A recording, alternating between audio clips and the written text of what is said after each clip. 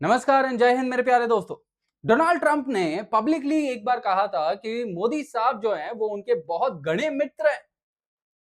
फिर इंडिया पे टैक्स लगा दिया और टैक्स लगाने के बाद रेट बढ़ा दिया और फिर बढ़ाते चले गए। उसके बाद अमेरिका की सुप्रीम कोर्ट ने उस पर्टिकुलर टैक्स रेट को खारिज कर दिया।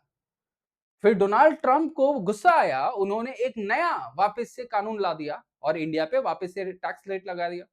फिर वो भी एक्सपायर हो गया। फिर नई वजह से फिर से एक और बार इंडिया पे टैक्स रेट लगा दिया। ये सब डोनाल्ड ट्रंप ने 15 महीने में किया। 5 अलग अलग टैरिफ रेट्स एक ही देश पे लगाया गया, भारत। और इस टाइम पे मोदी साहब खामोश रहे, कोऑपरेट करते रहे, निगोसिएशंस उन्होंने ओपन रखा। और अमेरिका ने हर बार यही सोचा कि इंडिया और झुकेगा, लेकिन कुछ अलग हो रहा है अभी। इंडिया ने क्वाइटली एक गेम खेला है जो अमेरिका को अभी भी नहीं दिख रहा है, और ये गेम इंडिया ऑलरेडी जीत रहा है। आज एग्जैक्टली हम समझने की कोशिश करेंगे कि भाई ये कौन सा गेम है और इंडिया कैसे जीत रहा है। लेकिन सबसे पहले we will have to understand the timeline of things कि जब अमेरिका ये टाइमलाइन खुद सोचता है और देखता है, अमेरिका को खुद ही शर्मिंदगी होने लगती है। हुआ क्या कि अप्रैल 2025 में अमेरिका ने इंडिया को थ्रेट दिया था कि भाई हम तुम पे 26% का टैरिफ बढ़ा देंगे, और अगस्त तक उन लोगों ने वही टैरिफ बढ़ा के 50% कर दिया। एक्स्ट्रा 25% सिर्फ इसीलिए क्योंकि इंडिया ने रशिया से क्रूड खरीदा। और अर्ली 2026 में ट्रंप और मोदी ने एक इंटरिम डील की। रेट उस टाइम पे 18% पे आया और इंडिया ने 500 बिलियन का अमेरिकन एनर्जी और टेक्नोलॉजी खरीदने का प्रॉमिस दिया। लेकिन सिर्फ 18 दिन बाद यूएस सुप्रीम कोर्ट ने 6:3 की रूलिंग दी और उस टाइम के चीफ जस्टिस ने यह लिखा कि ये टैरिफ्स कभी भी ऑथराइज किए ही नहीं गए थे। और इसका मतलब था कि जो 160 billion dollar already America collect कर चुका था इंडिया से, वो सब खारिज हो चुका है और इंडिया ने इस डील को जाने दिया। ट्रंप ने इमीडिएटली एक नया स्टैट्यूट कानून बनाया सेक्शन 122 के तहत और 10% सरचार्ज लगा दिया। फिर जुलाई 24 को 122 की अथॉरिटी एक्सपायर हो गई, जिससे 10% का सैंक्शन लगाया था, सरचार्ज लगाया था, और वापस से उसने 10% का सरचार्ज बाद में और लगा दिया। 5 अलग अलग रेट्स, 5 अलग अलग लीगल बेसिस 15 महीने में अमेरिका ने भारत पे लगाया। ये स्टेट क्राफ्ट नहीं था, ये अमेरिका की डेस्परेशन थी भारत को झुकाने के लिए। लेकिन यहां वो चीज है जो इस पूरे टैरिफ की कहानी को सबसे इंपॉर्टेंट और सबसे अंडर रिपोर्टेड पार्ट जो अभी हम बात करने वाले हैं। यूएस सुप्रीम कोर्ट ने क्लियरली कहा ट्रंप का ओरिजिनल टैरिफ अथॉरिटी कभी लीगली वैलिड ही नहीं था। मतलब अमेरिका का पूरा टैरिफ रेजिम एक लीगल हाउस ऑफ कार्ड्स पे खड़ा है, और जब एक कार्ड हटा हटा तो ट्रंप ने दूसरा कार्ड लगाया। जब दूसरा एक्सपायर हुआ तो तीसरा लगाया, लेकिन हर नई स्टैट्यूट का एक नया लीगल चैलेंज इनवाइट करती रही। इंडिया के लॉयर्स और डिप्लोमेट्स ये चीज जानते थे, और इसीलिए इंडिया इतना कंफर्टेबल है आज कि निगोसिएशंस में वो धीरे धीरे चाहता है, निगोसिएशन धीरे धीरे हो, क्योंकि जितना टाइम लगेगा उतनी ज्यादा चांसेस है कि अमेरिका की खुद की ही लीगल सिस्टम इस टैरिफ रेजिम को तोड़ के रख दे।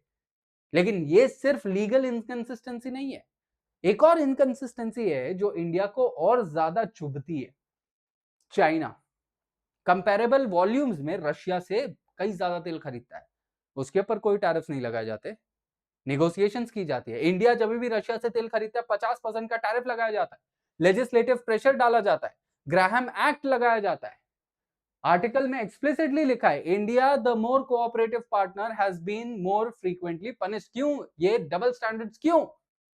क्योंकि चाइना के पास अमेरिका का इकोनॉमिक लेवरेज है, इसके लिए। क्योंकि यूएसए निर्भर है चाइना पे, चाइना के सप्लाई चेन्स पे, मैन्युफैक्चरिंग के ऊपर। चाइना यूएस के ट्रेजरी बॉन्ड्स होल्ड करता है, इसके लिए। यूएसए चाइना को पनिश नहीं करना चाहता, क्योंकि यूएसए को पता है कि चाइना को पनिश किया तो उसका खुद का नुकसान होगा, और इसके बदले इंडिया को पनिश करते रहता है। क्योंकि इंडिया अभी तक अमेरिका के लिए सस्ता लग रहा था, अभी तक। क्योंकि इंडिया का जवाब अभी धीरे धीरे जा रहा है, और वो जवाब समझने से पहले हमें एक और चीज समझना बहुत जरूरी है कि इंडिया ने क्या किया है इस सारे वक्त में, जब अमेरिका हम पे टैरिफ्स का थप्पा लगाया जा रहा था। रशिया, जो रशिया का ऑयल शेयर है, उसे रिड्यूस किया। अमेरिकन एनर्जी ज्यादा खरीदा, नेगोशिएशन चैनल्स हमने हर एक जगह से ऊपर रखे, अमेरिकन के साथ बात कर रहे थे, हर एक जगह हम डाइवर्सिफाई कर रहे थे चीजों को, लेकिन इनमें से किसी ने भी स्टेबल रेट भारत को नहीं दी एनर्जी प्राइसेस में, किसी ने भी ड्यूरेबल एग्जेम्पशंस नहीं दी, किसी ने भी सेटल्ड लीगल बेसिस नहीं दी। एक लाइन है आर्टिकल में जो इस पूरे सिचुएशन को एक सेंटेंस में डिस्क्राइब करती है, वो है कोऑपरेटिव लेवरेज। ट्रीट नहीं किया गया कोऑपरेटिव लेवरेज को।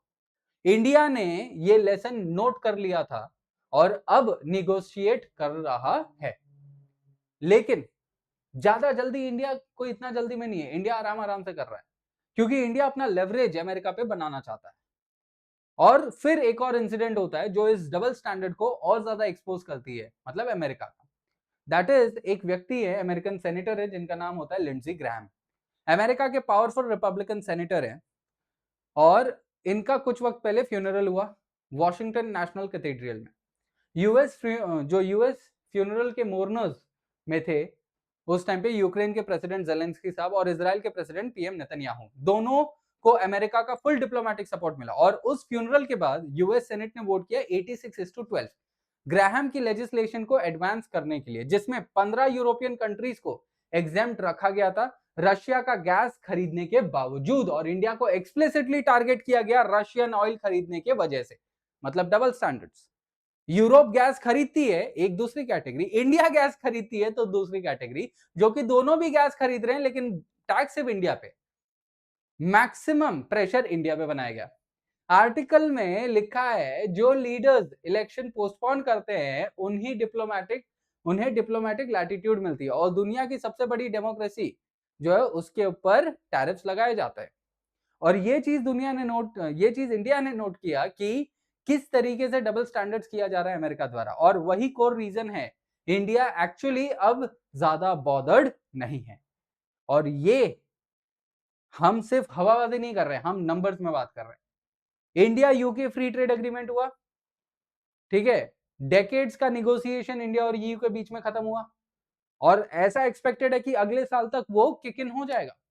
इंडिया के गुड्स एक्सपोर्ट्स जो अप्रैल जून में 15% ईयर ऑन ईयर बेसिस पे बढ़ रहे थे ग्लोबल डिसरप्शंस के बावजूद, ठीक है, वो अभी और बढ़ेंगे। मतलब इंडिया का एक्सपोर्ट डिमांड कितना ज्यादा है सोचिए। गल्फ एक्सपोर्ट्स हमारे बढ़ ही रहे हैं। गोल्डमैन सैक्स ने इंडिया का 2026 का ग्रोथ रेट फोरकास्ट करके 6.8 कर दिया, दुनिया का one of the largest growth rate. और कॉमर्स मिनिस्टर पीयूष गोयल ने क्लियरली कहा है कि हमने अमेरिका के साथ कोई रश डील नहीं की, हमें रश डील करने की कोई बात ही नहीं है।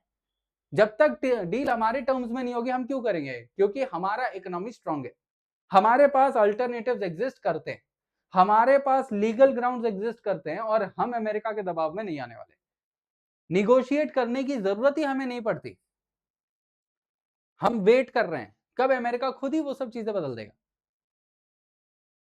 और इंडिया का सबसे पावरफुल कार्ड है एग्रीकल्चर, क्योंकि इंडिया का 40% से भी ज्यादा की आबादी फार्मिंग पे डिपेंडेंट है। और अगर इंडिया जो है अगर अमेरिकन एग्रीकल्चरल प्रोडक्ट्स के लिए अपना मार्केट्स ओपन कर दे बिना एडिक्वेट सेफगार्ड्स के, तो ये इंडियन प्राइम मिनिस्टर और इंडियन गवर्नमेंट के लिए सिर्फ इकोनॉमिक नहीं बल्कि एक पॉलिटिकल सुसाइड भी होगा, क्योंकि हम एग्रीकल्चरल मार्केट्स को ऐसे ही ओपन नहीं कर सकते। तो जाहिर सी बात है रस डील अपने को करना ही नहीं है। और ट्रेड एक्सपर्ट्स क्लियरली कहते हैं कि इंडियन फार्म सेक्टर नहीं खोला गया है, एडिक्वेट फार्म प्रोटेक्शन के बगैर नहीं खोला गया है, और अमेरिका ये बात जानता है कि इंडिया ये लाइन कभी क्रॉस नहीं करेगा। ये एक्चुअल में इंडिया का रेड लाइन है, और जब तक अमेरिका ये रेड लाइन को रिस्पेक्ट नहीं करता इंडिया कोई भी डील साइन नहीं करेगा अमेरिका के साथ। And this America has also understood. और इंडिया को साइन करने की अभी ज्यादा जरूरत है भी नहीं, क्योंकि अमेरिका का अल्टरनेटिव मिल चुका है अपने को, ईयू और दूसरे और कंट्रीज है। अब एक और कहानी है कि एक स्टेप पीछे लेके अगर हम पूरे पिक्चर को बड़े में देखेंगे तो अमेरिका इंडिया के साथ ये बिहेवियर एक पैटर्न एक्सपोज करता है जो क्लियरली हम समझ सकते हैं कि जो डेमोक्रेसी चाइना की स्ट्रैटेजिक वेट नहीं रखती या यूरोप का अलायंस इंसोलेशन नहीं रखती, उन पर मैक्सिमम प्रेशर दबाया जाता है। लेकिन फिलहाल कुछ बदल रहा है। इंडिया ग्लोबल साउथ में अपनी पार्टनरशिप्स डीप कर रहा है, ईयू और यूके के साथ डील्स कर रहा है, मैन्युफैक्चरिंग बेसिस एक्सपैंड कर रहा है, और अमेरिका का टैरिफ रेजीम जो सुप्रीम कोर्ट ने प्रूव किया वो लीगली खत्म है। अब इन सब चीजों को अगर हम एक लाइन में समराइज करें तो एक सुपर पावर जिसकी नीति में ही हैरेसमेंट है, दैट इज यूएसए, वो इवेंचुअली डिस्कवर करता है कि डिसिप्लिन जो कंट्रीज को वो डिसिप्लिन करना चाहती है, एक्चुअल में उन कंट्रीज के पास अल्टरनेटिव्स डेवलप हो गए, जैसे इंडिया के पास अल्टरनेटिव्स है, ईयू हो गया, दूसरे कंट्रीज हो गए, ग्लोबल साउथ हो गया, और दुनिया इन चीजों को देख रही है कि इंडिया कैसे इवॉल्व कर रहा है। तो आज के टाइम में इंडिया क्यों अब यूएस टैरिफ से नहीं डरता? Because of this reason only, क्योंकि इंडिया के पास डाइवर्सिटी है, और इसके 4 मेजर कारण है। पहला, अल्टरनेटिव्स एग्जिस्ट करते हैं, यूके हो गया, ईयू हो गया, ग्लोबल साउथ हो गया, गल्फ हो गया, इंडिया ने क्वाइटली अपने ऑप्शंस एक्सप्लोर करे। दूसरा सबसे बड़ी बात, अमेरिका का लीगल ग्राउंड खुद ही शेकी है। 15 महीने 5 अलग अलग कानून लाए गए और सब पे उनकी खुद की जुडिशरी ने नकार दिया। तीसरा, कोई कोऑपरेट नहीं कर रहा है, एंड इंडिया के साथ उल्टा जो लोग ज्यादा कोऑपरेट कर रहे हैं, इंडिया के साथ लोग ज्यादा निगोशिएशंस कर रहे हैं। और चौथा जो सबसे इंपॉर्टेंट है कि समय इंडिया के साथ है। इंडिया ने एक राइजिंग पावर की तरह पेशेंट जो पेशेंस है ना उसको डेमोन्स्ट्रेट किया है, जो जानता है कि समय उसके साथ है। मोदी साहब ने ट्रंप को कुछ नहीं कहा, और ना ही मोदी साहब को कुछ करने की जरूरत नहीं थी, क्योंकि इंडिया चुप रह के भी बहुत कुछ किया। इंडिया ने अपना राइजिंग पावर दिखाया, अपने ऑप्शंस बिल्ड किए। इंडिया ने बात करने से ज्यादा ट्रंप के साथ अपने एक्शंस पे ज्यादा काम किया, जो आज के टाइम में दिख भी रहा है। एंड अमेरिका के जो थ्रेट्स है वो सिर्फ थ्रेट्स ही बन के रह गए, and that is one of the major reasons कि आज के टाइम में हमें यही पता है कि इंडिया को कोई आज के टाइम में बॉदर नहीं है अगर यूएस हमारे पे ट्रेड टैरिफ्स लगाता है तो भी, बिकॉज यूएसए का पर्दाफाश हो चुका है। यूएसए की थ्रेट, जो टैरिफ की धमकियां हैं, वो उनका खुद का जुडिशियरी एक्सेप्ट नहीं करता है, उनके पास कोई खुद का कानून नहीं है। यूएसए के डबल स्टैंडर्ड्स देखने को मिल रहे हैं। इंडिया ने अपने अल्टरनेटिव्स एक्सप्लोर कर लिए हैं। इंडिया किसी के सामने झुकता नहीं है, एंड इंडिया ने अपना जियोपॉलिटिकल लेवरेज बहुत ज्यादा हाई कर लिया है, and that is one of the major reasons, जो हम समझ भी सकते हैं कि भाई यूएसए अब तुम कितना भी इंडिया को धमकी दे दो टैरिफ का, इंडिया पीछे नहीं हटने वाला, क्योंकि India now has the option, India now has the leverage, and India is going to use that leverage against you. India is not going to bow down because this is the new India. And ये चीज हमें clearly समझ आती है, ये चीज आज clearly दिख रही है हमें। ठीक है, the mother of all deals किया हमने, ग्लोबल साउथ में एक अलग सा नाम बन रहा है। So that was the thing, that was the topic for today, and that will be all for this session my dear friends. I will see you up in the next session. धन्यवाद एंड जय हिंद।